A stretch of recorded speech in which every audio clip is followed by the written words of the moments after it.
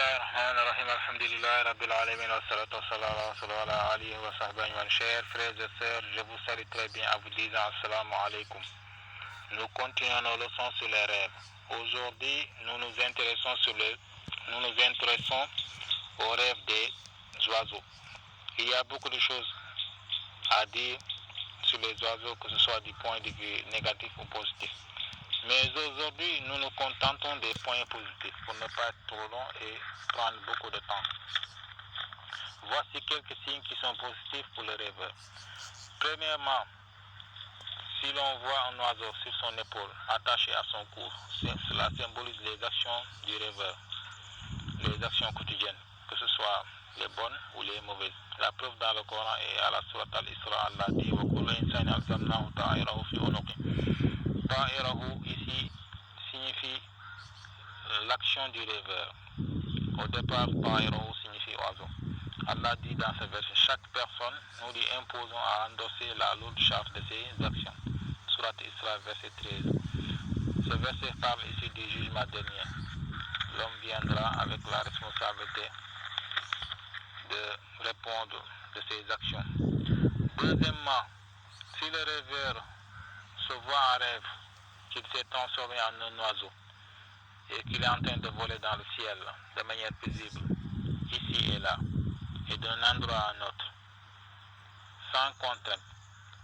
Cela veut dire que le rêveur est confiant qu'il a une vie sereine, qu'il a une vie tranquille.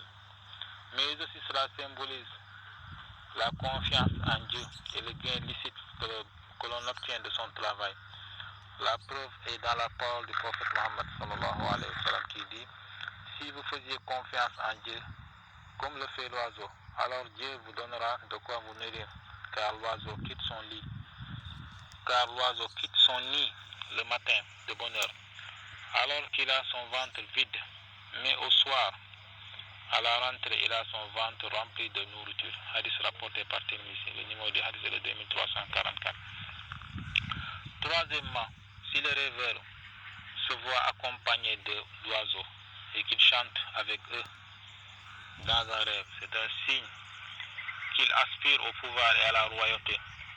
La preuve est l'histoire de Daoud, alayhi salam, le prophète David donc. David, Allah parle de lui dans la sourate Fad, verset 19, où il dit وَالطَّيْرَ مَحْشُورَةٌ كُلٌّ لَهُ أَوَّابٌ. Les oiseaux chantaient avec lui. Ils chantaient les louanges de Dieu. Et l'on sait que Daoud était un prophète et un roi. Quatrièmement, les oiseaux symbolisent l'armée du roi et du président. Si le rêveur est un homme du pouvoir, s'il voit les oiseaux bien disposés dans un rêve, cela fait allusion à l'armée. Allah dit à propos de Salomon, dans la sourate s.naml, verset 17, nous avons regroupé l'armée de Sulayman, composée essentiellement de génies, d'humains et d'oiseaux, tous en rang bien ordonné. Cinquièmement, si le rêveur, dans un rêve, comprend le langage des oiseaux, c'est un signe qu'il a beaucoup de connaissances. Et aussi, il aspire peut-être à la connaissance. La preuve, la parole de Sulayman à la sourate An-Naml, verset 26, où il rend grâce à Dieu.